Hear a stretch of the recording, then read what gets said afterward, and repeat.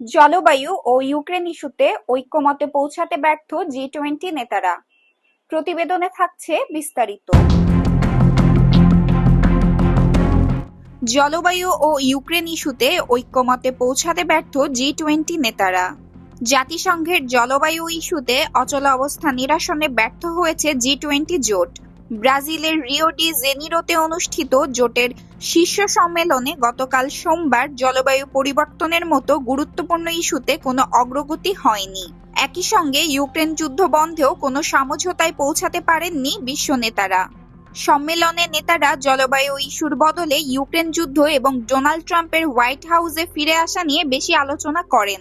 এর আগে জাতিসংঘ ধনী দেশগুলোর প্রতি আজারবাইজানে স্থগিত হয়ে থাকা জলবায়ু আলোচনায় গতি আনতে এবং বৈশ্বিক উন্নয়নের ক্ষতি মোকাবেলায় উন্নয়নশীল দেশগুলোকে আর্থিক সহায়তা বাড়ানোর আহ্বান জানিয়েছিল।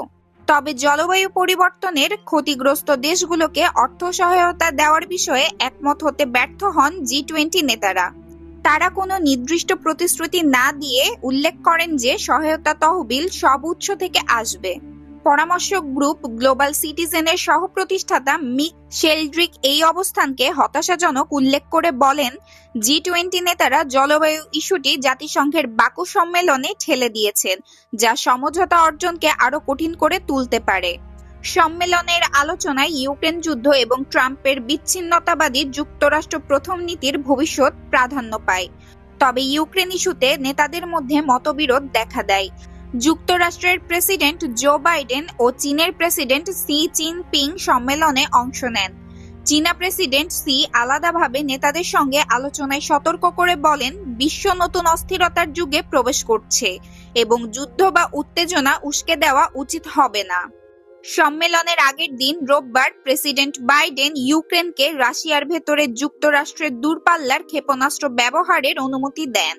এই সিদ্ধান্তে মস্কো ও কিয়েভের মধ্যে উত্তেজনা আরো বেড়ে গিয়েছে। বাইডেনের এই পদক্ষেপকে যুক্তরাষ্ট্রের ইউক্রেন যুদ্ধ বিষয়ক নীতির বড় পরিবর্তন হিসেবে দেখা হচ্ছে, যা সংঘাতকে আরো বিস্তৃত করার শঙ্কা তৈরি করছে। অন্যদিকে নির্বাচিত প্রেসিডেন্ট ডোনাল্ড ট্রাম্প ইতিমধ্যেই প্রতিশ্রুতি দিয়েছেন যে ক্ষমতায় এলে দ্রুত এই যুদ্ধের অবসান ঘটাবেন। প্রণতি রহমান, ইন্টারন্যাশনাল ডেস্ক, প্রেস-20 বাংলা। প্রিয় দর্শক, এতক্ষণ আমাদের সাথে থাকার জন্য ধন্যবাদ।